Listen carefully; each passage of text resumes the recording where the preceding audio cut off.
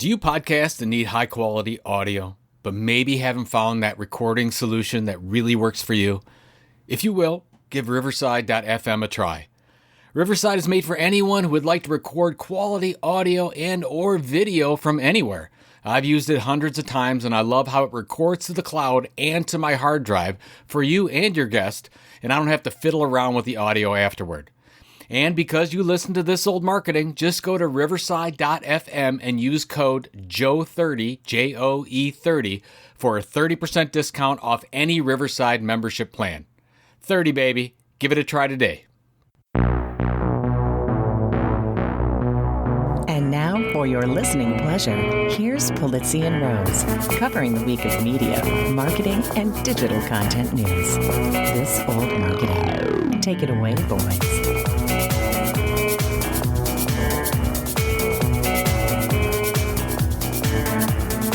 Hello, my friends. This is Robert Rose, and welcome to episode number 356 of This Old Marketing for December 29th, 2022, the Happy New Year prediction episode. And with me, as always, my good friend, my colleague, and, well, let's just say when I asked ChatGPT what his favorite color was, it responded, and I quote, "Joe Pulizzi has not stated his favorite color publicly, but based on his home decor and wardrobe choices, his favorite color appears to be blue." As Luke Skywalker said, every word of what you just said was wrong. Isn't that amazing? It said it with such confidence that your Is that a real color thing? was blue. That's a real thing. That's a quote from ChatGPT when I said, "What is Joe Pulizzi's favorite color?" That is hilarious. I even put that my favorite color. It's in my bio. I know. And which, by the way, it got exceedingly right. When I said, "Who is Joe Pulizzi?" It said author and founder of the Content Marketing Institute and something else that was, works with businesses on transformation and content marketing or something like that. It was quite accurate. But then I followed it up with, well, what is Joe Pulizzi's favorite color? And it literally spat that out. Oh my gosh, that's crazy. Yeah, it's funny because I have been tinkering around with it, and I asked, of course, just like you Google yourself, I did the same thing on ChatGPT, and it got everything right except it said that I started in the newspaper business. I'm like, where did that come from? It's funny how some of these things, like, I don't even, started in the newspaper business. I don't know. It looked like a magazine business, but whatever. Mine at one point said I was an expert in inbound marketing, which I thought was funny. Oh, well, yeah. And you used to work at HubSpot as well, probably, too. Yeah, I think it actually did say that or something like that. It associated with me with HubSpot or something. Do you know who Shell Israel is? Yes, I do. Okay. Well, it doesn't matter. You don't have to say anything, but I follow Shell on Facebook, and Shell's been having problems because ChatGPT knows his social security number. No, it doesn't. That's what he says. It does. It absolutely does not. It does not. So he's wrong. He's or trolling, one of the two. Really? Yes. Yes. And by the way, today's update showed exactly that. Oh, okay. That he was wrong. Oh, okay. Yes. So that's that's fake news. No. That's what I get for reading headlines. That's right. He had put his, or I don't know. I don't want to make any conclusions about, because I haven't spoken with him. I haven't seen anything, but all I know is that he had put his somehow. I'm going to say the easiest answer, simplest answer is the right one, but somehow his social security number was put in as his name, his organization's name. When you register for OpenAI for an account, you have to put in your name and then your organization's name, whether it's a company or whatever. His social security and the organization's name is what appears in the upper right-hand corner of your account ID to know that you're logged in, basically. Yeah. And that's where his social security number was appearing. Everybody, or 8 out of 10 of the comments, were suggesting as such, and he either wasn't hearing it or whatever. But anyway. Okay. Very, very good. Seems to be all rectified We'll now. just leave that there. What my I thought was interesting. I don't know if I told you this, maybe I did, but I was typing in ideas for new thriller books. Did I tell you this? I was just like, yeah. So basically, I was just like, okay. Yeah, I'm typing in. There's a marketing agency person. They're in a small town, and this happens. Write the plot, and it's good. Like it's really, really good stuff out of it. Now, some of it's not great, but if you're looking for a starter idea and things like that, if you're a writer, it's not horrible to get you brainstorming. It's a good brainstorming tool. I here's what I found, and this is something that was interesting because Josh Burnoff, who we both know, and Josh is great, and like very much. Josh is a wonderful guy. He's a writer, and he said, and I fully 100% agree with this. He said the titles for books that he was having the ChatGPT come up with were not that great. Not very clever and all of that, but the subtitles were actually very, very helpful. And that goes to my theory, which is what I wrote in my piece about ChatGPT, which is ChatGPT is really good at plot. It's really good at telling you what happened and describing what happened, but it's not very good at telling you why or bringing creative ideas together in a unique way. So it's Yeah, subtitles I think are great. I've gotten some great subtitles for white papers out of ChatGPT. That's great. Yeah, I haven't used it for titling purposes, but I'll definitely have to try that out and see, because of course it's nice because it just puts words together in a way that you hadn't thought of before. And right? I think that's a great use case for it. But I'm sure we may talk about this stuff in the episode, so I don't want to jump ahead too far. But do you want to talk at all about our horrible 22 predictions that we had? I do. Why don't you go first? Okay. We had, it looks like we had 4 each. We did. From last year. I have gone through them and given myself a grade, but I'm wondering if you have gone through yours and given yourself a grade. I gave you a grade. Yeah, you did. Thank you for. I wouldn't be making it out of 8th grade if it was your grading system. Thank you so much for that, by the way. Of course, of course. What I've learned is I am terrible at predictions, at least in a time bound fashion. We're not as bad as Scott Galloway, but we're close. We're close. Pretty darn close. Oh no, I'm a couple of them. I did predict that Meta would develop a closed crypto community. It seems like they've gone the other way. Exactly. Moving like completely the other way. With that one, they're moving. They may even change their name back to Facebook. Who knows? As they distance themselves as much from the metaverse, which is so crazy. That wasn't that long ago. And no, it was last year that we were. Because oh my gosh, the buzz around the metaverse last year was just so high. I mean, it was last year's ChatGPT, right? Yes. I mean, we were all in a everything was frenzy metaverse around the metaverse, and metaverse, Web3, metaverse, yeah. And then the other one that I had was social tokens go big in 2022. You gave me an F for this. Yeah, you're probably right, but I have to say that there's still a lot of potential there. So don't. There is. It just doesn't happen to be at all alive at the moment. Well, yeah, everybody, and I think, I mean, you and I had a really good learning about this because you and I talk about rented land all the time, and we built our social token programs on Rally.io. And by the way, Rally.io is still going, but it has made a lot of decisions that have inhibited creators from using the platform. A lot of those creators left and stopped using it. So again, my learning there was if you're going to do a social token or a tokenization program of any kind, make sure that you control the contract. Everything. As part of that. And then my other stuff was around acquisitions. And, there were some, but not a great amount of acquisitions. I was actually quite disappointed with the, and of course I can't remember. I think it's the last 3 content marketing worlds have been talking about, hey, marketers, you have to learn about acquisition and acquiring content brands. And I think nobody's listening. It's not happening. It's a little. I mean, we talked about last episode. We talked about Restoration Hardware, purchasing the little media company and doing that. But we did.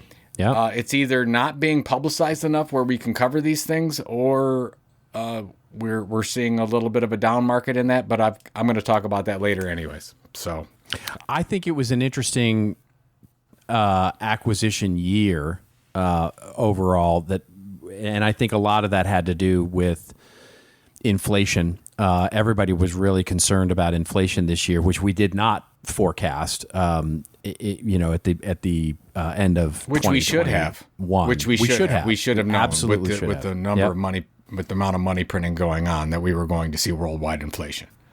Yeah. So, and I think that took over any ideas of major acquisitions happening.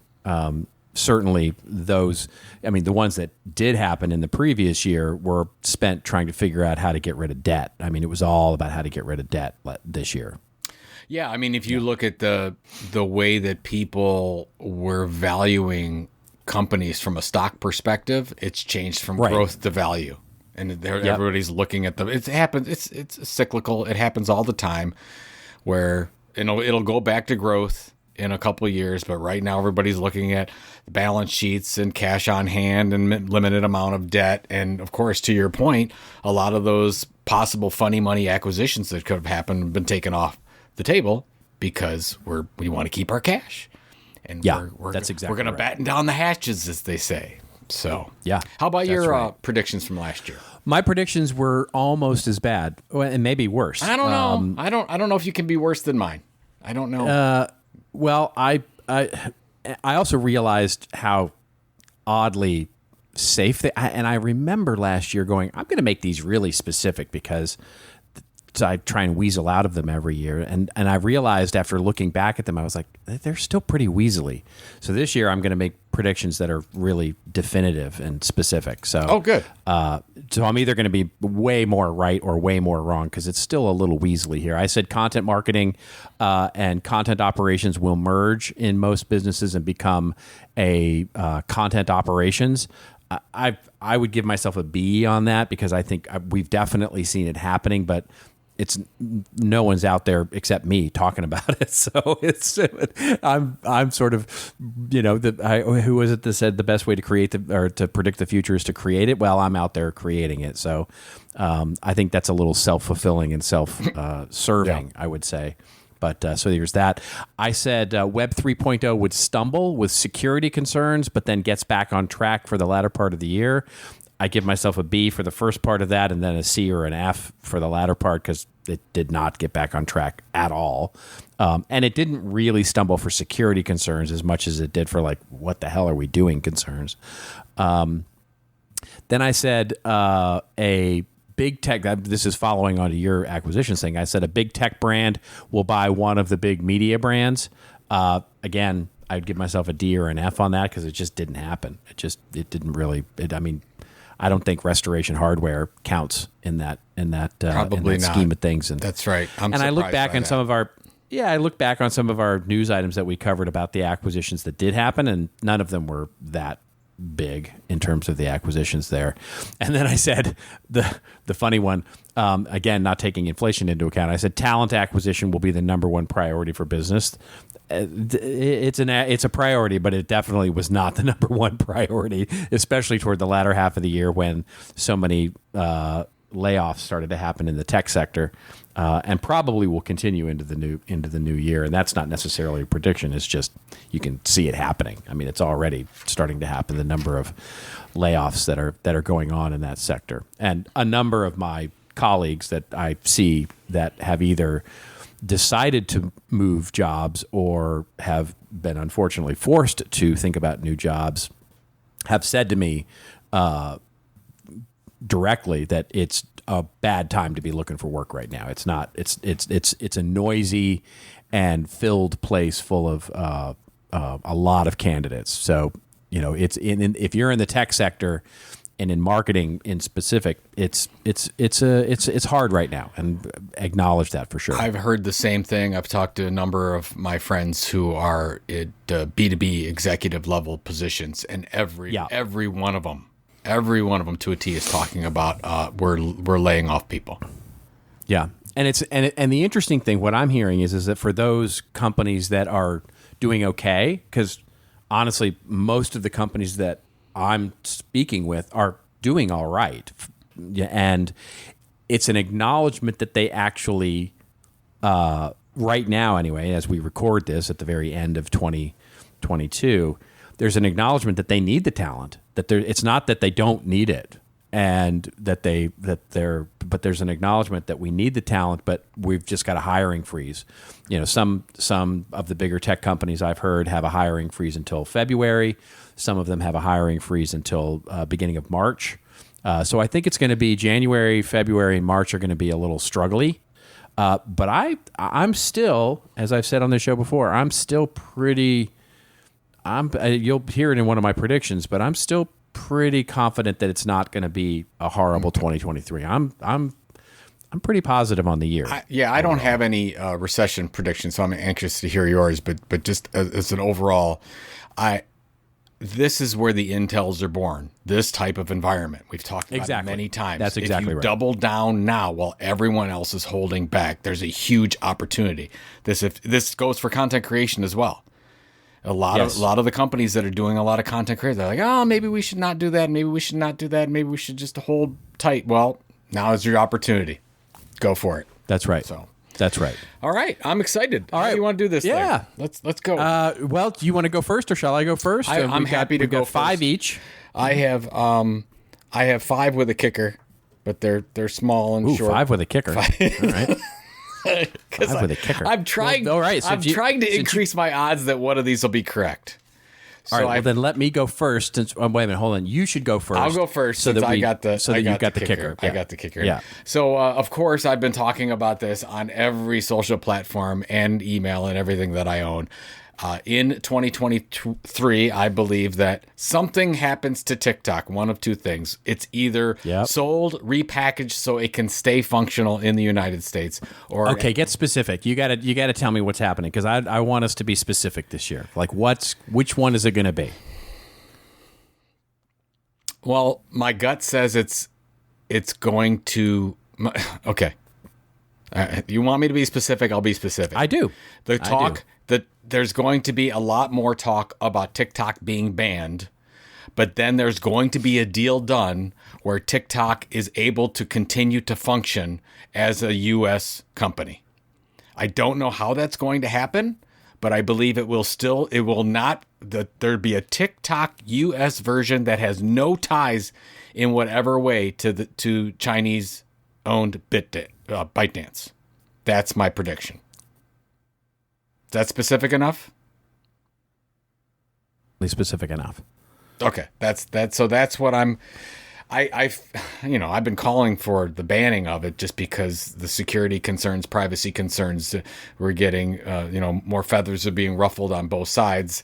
U.S. and China are taking their stance, and that's a big issue. I really do believe as China looks at all U.S. social platforms as security issues, we are starting to do the same thing on our side. So I think you're right. I will go as far as to say it will be banned for a bit, and then it may come back. Yeah, it may come back at some point later in the year, but I think it's going to get fully banned. Okay. Yeah. All right. So that's there number one for you. That's number one that I can be completely wrong on. There we go. Yeah, no, I like it. We're getting specific here. All right. So my first one is all about acquisitions, and I'm going to say this is a big one. I'm going to say Netflix merges with a current another streaming platform, so it's going to merge with somebody, and I don't know who. But I don't think I need to be specific there. Just Netflix will merge with somebody, and Disney will make a big acquisition in the space, and especially I believe in the metaverse space. And I think if I'm specific, I believe it will be Roblox.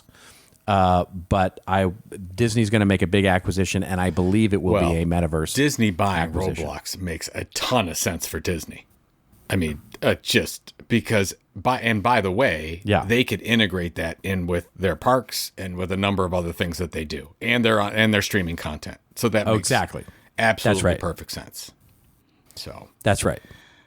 I like this. I like the specificity this year. There you go. That's it. All right. Then just Yeah, it's good, right? I mean, because now we can go back and really, like at the end of 2023, we can go and really settle ourselves in. So my number 2 here, I feel like I'm not specific enough with this, but I'm gonna maybe you can rein me in. Oh, I'll make you go. I'll press you. I'll press you. I believe that because of what we're talking about with TikTok and because of what we're talking about with Twitter, by far the number 1 social platform in 2023 is LinkedIn. It's all the rage. Everyone's talking about their LinkedIn strategies for 23. Yep. Is that specific enough? Yeah. Okay. I think it's safe, but it's definitely specific. Yeah, it's enough. probably too safe. I got other ones that pretty aren't. So yeah, we can. Yeah, no, I think, and I absolutely agree with that. I think LinkedIn is going to be the winner here of the social media wars. I was talking with a group of investors actually this week, and one of the things that I talked about was, if you look at the ecosystem, forever it's been Twitter, Facebook, Instagram, and LinkedIn are the sort of big ones, right? You know, Pinterest has kind of died, and others have sort of are secondary players. But really, if you look at Facebook, it's facing big headwinds, although probably undervalued as a stock, but facing big headwinds because of TikTok. Same with Instagram. Twitter is obviously a circus. So LinkedIn has every opportunity to become the social network, especially for those that are young in business and use social media to further business ideas. LinkedIn is poised here for truly becoming the standard. I'm thinking too, even for more specificity, I think we see LinkedIn video just take off like crazy, which is not being used that much. Yeah. Absolutely. Very, very small. 100%. So we'll see where that goes. All right. 100%. So that's my number 2. What do you got? There's your number 2. My number 2 is that the privacy legislation will pass Congress. And yet, as privacy legislation passes in Congress this year, I believe on a bipartisan basis, by the way, I also believe that it will be watered down because of that. But I believe that privacy legislation will get done in 2023. And yet, I believe that first-party data will become the primary focus of marketing. And basically, I believe lead generation is going to, if 2022 was all about brand and reach and developing better brands and differentiation as a focus, I believe 2023, partly due because of the economic situation, is going to be 100% focused on lead generation and building leads, and first-party data is going to become a huge primary focus in that. I like it. It feels safe to me. It really does. Yeah, even the legislation passing, you think that's a little safe? It's they've been talking about it for so long. I feel that something has to happen there. Well, there's a bill. Yeah. I mean, we talked about it on the show. There's a bill that is there that could be worked on, but it's they've not been focused on it because they've been busy with this whole January 6th thing. But I think once that gets and you've got the new Congress coming in, of course, in the lame duck session, it could get passed. That would happen very quickly, or later this year it could get resurrected and done. I think it's going to get passed relatively quickly. Well, don't you think TikTok is part of that? Don't you think that's all going to go together in a no security privacy act? That's a really interesting idea. I don't think they'll combine those two ideas. I think that's one of the reasons I think it'll be bipartisan, and also the reason I think it'll be watered down somewhat. Yeah. I don't think they'll get full support for both of those things. The reason why I think it's going to be together is because you got part of the government that's really focused on this whole security thing, and you've got another part focused. There's a lot. They're talking about the same types of things, but they're talking over each other. I think they get together and say, "Let's just pass this thing. I'll accept your thing on TikTok, and you accept my thing on privacy, and we'll go together on it." Yeah, maybe so. Yeah, you could see somebody with a little vision, which I know is a little bit of an oxymoron in Washington these days. But somebody with a little vision could actually do that and come up with a really interesting security privacy bill. Yeah. Yeah. So that's good. Yeah. Good call. All right. All right. Yeah, I like there you it. go. I like Number it. 3 for you. So number 3, it feels like a no-brainer, but you are going to see more AI marketing software launches in 23 than you've ever seen before. It's going to be AI, like everything is going to be AI productized with AI, launching this, whatever. Like, I thought that 2022, maybe the end of 2022 was the year of AI. My take is we haven't seen anything yet. It's going to really go big in 23. I think the AI marketing conference is going to be huge. Like our friend Paul Reitzer and in his marketing AI event is going to be huge this year because most marketers just don't know what they're doing in that area. They don't know what they should use it for. And so there's just a whole bunch of training that needs to happen. So you're going to see that training be supported by a ton of product launches at the same time. So that's what I think. 100% agreed with that. It's interesting because I think it's going to become a very useful function in marketing, but not in the way that everybody's having a toxic freak out about it right now. I think, to me, the more interesting thing for marketing in AI is not how it uses a learning model of the entire internet, kind of like we joked about at the beginning of the show, but how it uses a learning model constrained to the actual brand itself. The most interesting AI I've seen is when we train the model on our own corpus of content, right? The brand's corpus of content. So writing things like manuals or how-to guides or instructions for how to do something with a particular product, using the brand language, the tone, and everything that has already been established by, hopefully, in many businesses, content strategists that have been in there working on this kind of stuff. Training the model that way, I think, is so productive, right? Because so many marketing writers these days are saddled with writing FAQs and how-to guides and product manuals and how to unbox the product and how to all of that stuff is a great application of where AI can help, freeing those marketers to then think about differentiating content. I think I think you're absolutely right. And then obviously there's the other aspect of it as well, the analytics, the data mining and in pattern recognition and a lot of the things that are happening in measurement, but that I think will be huge as well. Yep. Yeah. So yeah, we'll see. Well, yeah. So I'll latch on. I'm going to jump forward with one because I have a related one. Okay. My prediction is that Google, to be specific, Google will announce an AI detector, a content detector for both images as well as text, and will update the search algorithm to deprecate AI-created content.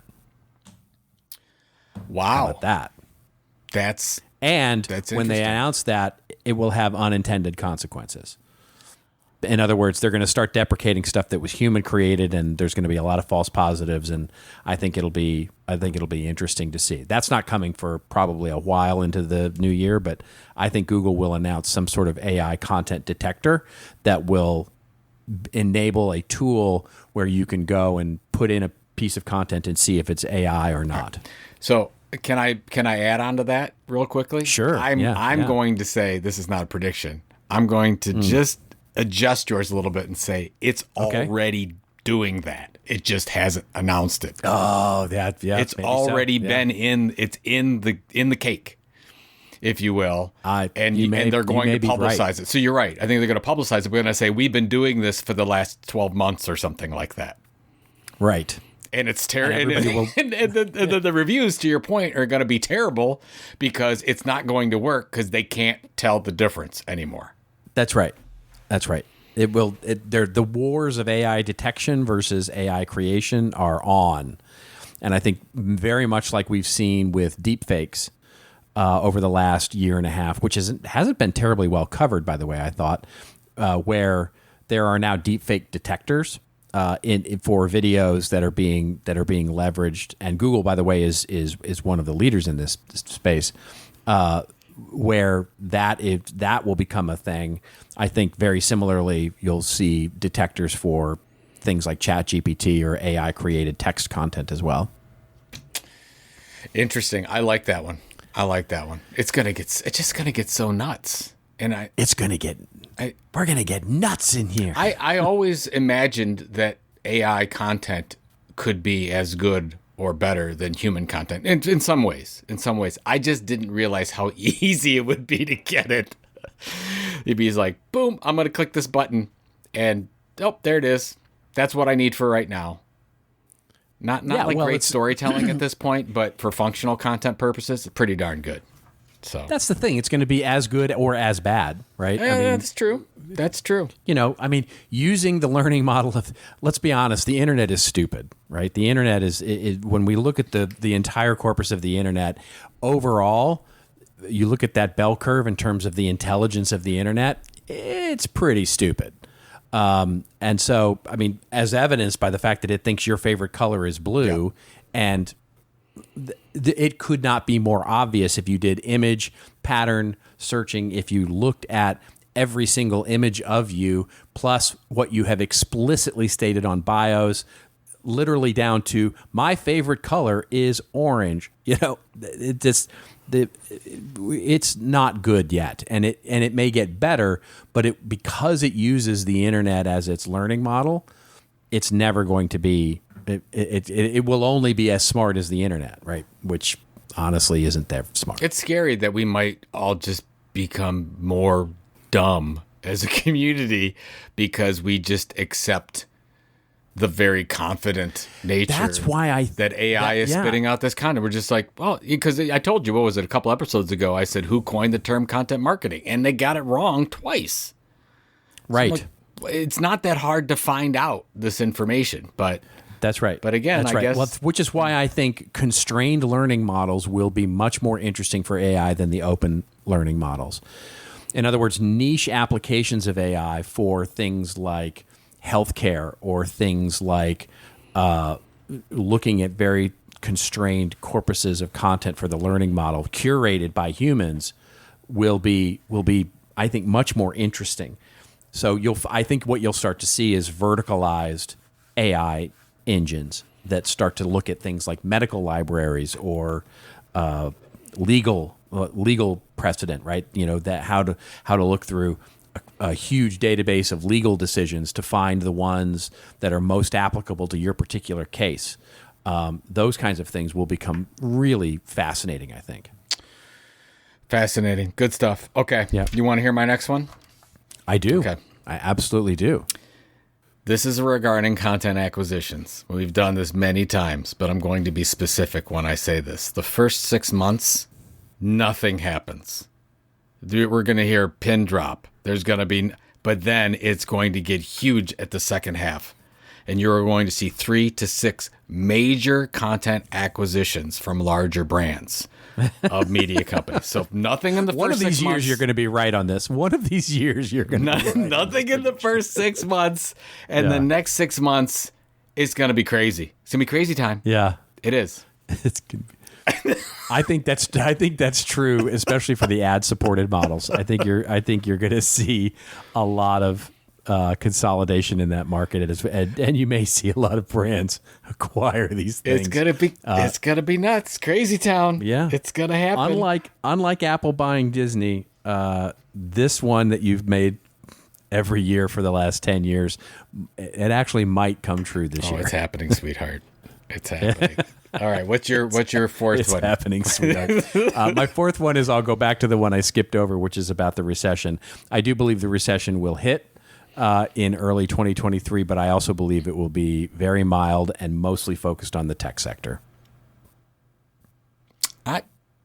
It's hard not to agree with that, although I would say that we are already in the theoretical recession period, and we're on our way out. So, well, that's what I mean, right? I mean, right? I mean, that's the same. Maybe we're saying the same thing, right? I think we are on our way out, and I think we'll start to see some easing on the interest rates, and I think we're going to start to see a return to growth by mid-year. And I think it'll be I think in the rear view mirror, we'll see. I mean, this is specific, right? We'll see how well we do with this. In the rear view mirror, come November, December of next year, we will look at 2023 as the beginning of a growth period. Yeah, I could see that. What's interesting is right now the feds are just trying to hammer on consumer spending, and they're doing a really good job. If you see housing, that's right. Housing sales have been down 7-8 months in a row now. Interest rates are up. Obviously, we're seeing pricing. People are spending less. I'm hearing more stories about less Christmas presents purchased and all that kind of stuff. But what we haven't seen, that we mostly see in normal recessionary periods, is corporate earnings aren't very good. Well, corporate earnings are amazing right now. That's right. Yeah. So it's just interesting that this shouldn't go that deep, because corporate America, actually corporations around the world right now, pretty much are doing okay. Yeah, so that's right. It should be quick, or already out of it as we go. I agree. All right. So what did I talked about the huge? So I have two more. Yep. I have one more. Okay, good. So I'm telling a little story around tokenization, because I got to talk about Web3 a little bit. Starbucks, Nike, and other brands you're going to see a lot of success stories happen from what they're doing in tokenization. And that leads into a lot of really interesting experiments happening on the corporate side. You're going to see some of these launch at the end of 23. You're going to see a lot of success, and you're going to see the commentary and the stories change about Web3 and brands getting involved in tokenized strategies. Along with that, you're going to see some of the bellwether NFTs like CryptoPunks and Bored Apes double or triple at the end of the year in value. Wow, that's specific. And that's going to lead into a resurgence of crypto at the end of 23 and into 24, and that will lead right into the halving. And if people don't know about the halving, it's every 4 years. The Bitcoin rate of what it gives out to miners halves, which basically means there's less supply out there, or at least at that kind of a rate. And generally what that leads to is a boom in Bitcoin pricing, and then other cryptocurrencies will follow that model. So I think Bitcoin and ETH will be off it. I don't think it's going to be anything recent, but I think by the end of 23 and into 24, you're going to see starting into not boom times, but people are going to be feeling really good about the crypto markets about that time. But NFTs are going to lead the way. You're going to see that happen first. And when that happens, then that'll tell, hey, we're going to see this happen in Bitcoin and ETH. That's really interesting. All right. Who knows? I've been wrong before. Recently. It's fascinating. Yeah, I think I think a lot of these have to do with each other, right? I mean, a lot of what you're talking about with NFTs, I think in many ways is driven by how shallow the dip is for the recession, right? And so how quickly we come out of it, I think drives a lot of what we'll see in that market space, because it is such discretionary spending, right? I mean, that's what it really looks like. Is I know it's technically investing, but it's really spending on collectibles and art and the creations there, and hope is very speculative, so it looks a little more like spending than it does investing. Well, I think the use cases are important. I think that because the use case of Bitcoin, especially as the a digital version of gold, but that it's being used by more and more as money in a lot of different countries. And then ETH, of course, is right now, if you look at it, it is the currency of the internet from a digital currency standpoint, outside of just dollars. So, those things are growing. You got more users than ever before. The monetary value, the money value of that is down because the values of those things are down, but the usage is up. And so you see more and more people own Bitcoin right now that's ever happened before. That's a big deal. Yeah. So as more people use it, it's just going to become part of what we do. And I guess that, leads into, I guess I'm thinking about this whole package. What'll really accelerate that is Apple and Google into Apple Pay and Google Pay will integrate some kind of a digital wallet functionality so that everyone, and I don't know if I'll like that, but it's because it's going to be tied to your phone. But in a lot of cases, they're going to bring it to the mass market and just say, oh, you can easily hold your crypto in your Apple Wallet or your Google Wallet. What do you think about the prediction I've heard from a couple of people that say that that's what Elon's going to do with Twitter, is turn it into a payment system where Dogecoin is actually the digital coin of choice? Oh, geez. I think I talked about it maybe 4 episodes ago. I thought that it could really be a payments platform, and that's what they're setting it up for, because we know that advertising is not going to be the monetary source of income for Twitter. There's no way. They've lost their advertising base, and they're not going to get it back with the way that Elon's running that. So I think it's got to be some other business model. So if you're putting it into, hey, what's the most likely? Some kind of a digital payments / cryptocurrency payments platform makes a lot of sense. So if you said, oh yeah, your Twitter account now is your Twitter wallet, I could absolutely see that happening. Yeah. So yeah, but I don't know about Dogecoin. I struggle with the trust aspect there, because he's even with the people who are staying on Twitter and are still using it. I think if you ask them if they would trust Twitter with their money as a wallet, I think you'd probably get a pretty low number on that. Yeah. Who knows? I can't even keep track of what that person is trying to do. What that person is trying to do. I can't even keep track. All right, you have one more, and I do have one more. Little one. Okay. Yeah, you have a kicker. So my last one is that in early to mid 2023, Apple introduces a VR headset, but it's not for you. In other words, it's so expensive. It's going to be great. I think it's going to be beautiful, and it's going to be very functional and interesting, and it's going to be so expensive that it's definitely, a luxury item or a B2B item only. And I think that is the entree for it to introduce a lower priced version in 24, a more consumerized version in 24. Oh, I like your first part. I don't know about the second. I think the luxury aspect of it is all Apple. And I think they want to keep it luxury, 100%. And they want people who can't afford it to spend as much money as they can on it.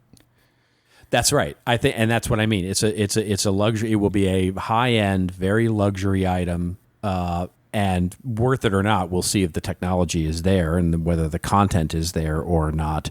But I think it becomes a luxury item, and then in 24, it allows them to introduce the quote unquote SE model. It's classic disruption, right? It's classic tech disruption is you build the luxury piece first, and then you consumerize bring it down into price. And so I think that's the strategy for that. And that will coincide, I think, in 24 when they finally introduce the car, Apple Car. Oh, I was going to ask you, but that's what I was wondering, if Apple Car was a 23 or a 24. I think they keep pushing it back. Yeah, the research I've done on it, they keep pushing it. They keep pushing the car back. I've heard now 25 or 26 actually. I don't think that's a bad thing, because Tesla, especially in the electronic car category, Tesla's going to get beaten up over the next 12 months because every other car manufacturer is launching some kind of an electric version. And even though Tesla has the market share, you now have many choices for your electronic car. And they're all good choices in a lot of cases. They are. They are all good choices. And then so there's going to be all this diversification of electronic car, and then Apple can come out with their beautiful thing that runs on rails or whatever it does. That's right. That's right. So. It'll be some self. My understanding is that the self-driving aspect of it is what is delaying it, and is also probably what will differentiate it are some of the automation features that it'll have. All right. So you want to hear my kicker? Yeah, okay, I want to hear your kicker. So this is also about Apple. So if you've been to Apple headquarters, you realize that their visitor center is it's depressing, because it really isn't a thing. They announce in 23 that they about this new concept. I don't know what I'm going to call it. Apple Land. It's going to be Apple Land. It's going to be something where people can descend upon Apple Land, and take the Apple Store to the next level. So it'll be an Apple Store on steroids for people that absolutely love. And so you'll be able to immerse yourself in new technology, try the Apple car, go on the Apple ride, whatever it is. You're just going to start with one. It's probably going to be in California, but you could see one ultimately in Orlando. I would think that would be a thing. And toward the end, along with that, toward the end of 23, you're going to see Apple corporate start buying a lot of Disney stock, because in 24 there's going to be a hostile takeover, and Apple's going to buy Disney. There we go. There we go. There we go. It took exactly 45 minutes to get to that, but it finally. I want that on my gravestone. He predicted Apple to buy Disney. It still hasn't happened yet. It's not going to happen. Stop trying to make fetch happen. Fetch is not going to happen. I'm going to keep extending it out. And by the way, I don't know if you've looked, but Disney has gotten hit so hard from a market cap standpoint. Huge. It'd be quite reasonable buy for Apple to purchase it. I'm just saying. Yeah. They could do it right not now. a financial advice show, folks, but yeah, it's Apple and by the way, Meta right now. Oh, Meta. Both. Oh, man. Again, not financial advice. Meta is an excellent buy, in my opinion. And we think we talked about a couple weeks ago. If TikTok does get banned, that helps Microsoft and Google and Meta big time. Yeah. So 100%. Well, that was fun. That was excellent. That was really fun. Another 11, and I like 11 predictions that will be completely 11 predictions wrong. We'll see at the end of 2023 if we were right or wrong or giving ourselves a grade. And I like that we were specific about these things, naming companies and all of that. Because we can even be more wrong then. We can exactly. That's the thing. So your best bet is to basically bet on the opposite of everything we said happening. So that gives you your advice for where to put your money, your attention, your time in the coming years. The opposite of what Joe and Robert. Do you know said. who Mike Greenberg is from the old Mike and Mike show on ESPN? Yeah, and the whole thing. Absolutely. I don't know if this was earlier in the year, but basically started the year like 0-14 on NFL predictions, and then realized that he was wrong on everything. So the next week he went through the whole justification of 4 games and said why he thought these 4 teams were going to win, but he then picked the other team and he went 4-0 that week. That's kind of like there us. you go. Just go the other way. Here, I got one for you before we wrap up here. Right. In this time next year, so this would be December. As we record this, December 29th. So 2 days prior to the end of the year. What is the Browns record? And I'll give you the Cowboys record. What is the Browns record at the end of December in 2023? Okay, I will do this right now. How many games is that? So right now there's 6, so that would be 15 games. 15 games. Yes, 15 that's right. games. Yeah, that's right. Yeah, that's right. Next year, Browns are 10-5. Ooh, bold. It's a bold strategy. Bold Cotton. strategy, How Cotton. How about your Cowboys? I'm going for next year will be 9-6. Okay, still in playoff contention, probably second in the division at that point, or something like that. The reason why I believe you're going to see a couple more free agent acquisitions for the Browns going into next year. They're going to have to shore up the offensive line. They've had some injuries there. The big reason is they have about a 3-year timetable with Deshaun Watson. They're all in. Yeah. They already said they're all in. They spent $200 million all in. So they know that right now they have to go and get their Super Bowl now. Team. So that's where they're going to invest even more than they have. So some really interesting signings are going to happen in the offseason here for the Browns. Maybe OBJ. Maybe you'll be back in the OBJ. To do what? To play? To actually be on the field? Yeah, it seems like everybody is in the Odell Beckham Jr. We'll see. I would love to see him get back out there, but I just don't know about that injury. So we will see. So I think we might see him with the Giants next year. Is where we might see him. Who knows? Yeah, or maybe not at all. I think he may have spoiled his chances by not by not playing this year. I think he may.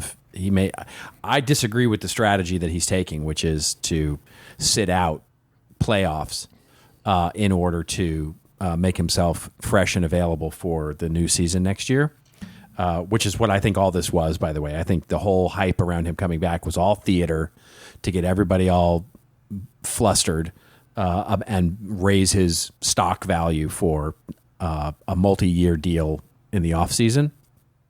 Because I just don't think he wants to pick. I don't think he wants to pick who the winner is going to be. Because if he could pick the winner, then he would pick the winner and do it. But I think he's struggling to pick the winner, and I think he's trying to. And I think it's a flawed strategy for sure. I think this decreases his value in the open market. I don't think it increases it. He's never been one for the best decision making process. No, that is correct. I mean, the best decision he ever made was going to the Rams. That worked out wonderful for him. It worked great for him. Yeah, it worked great for him. But other than that, aside from this season-ending injury. Happy New Year, my friend. It's been a wonderful year again. To you. It has, of course. We've had some really good shenanigans on the show, so we will continue into the next year. We will absolutely continue into the next year, and Happy New Year to all of you. We hope you have a wonderful, joyful, blessed New Year's Eve. And, well, of course, we're going to see you again next week in 2023. And until then, remember, it's your story to tell. Tell it well. See you next year on This Old Market.